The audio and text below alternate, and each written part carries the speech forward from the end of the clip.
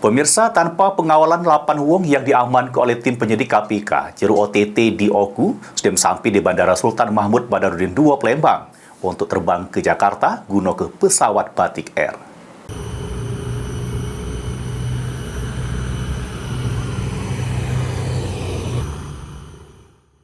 Berdasarkan pantauan tim PAL TV di Bandara SMB 2 Palembang, sejak jam 5 pagi, terjenguk sejumlah petugas dari pihak kepolisian sudah berada di pintu keberangkatan. 8 wong yang OTT KPK dioku oleh tim penyidik KPK tersebut tiba guna kelima mobil Innova masuk ke parkir pada jam setengah 6 pagi.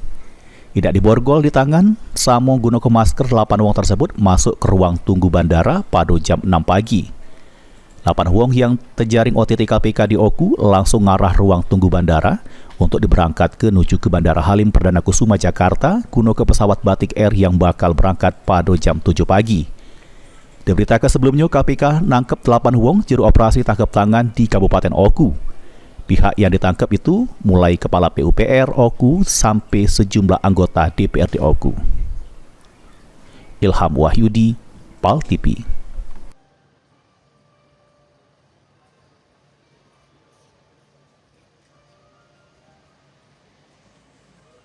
Pinter.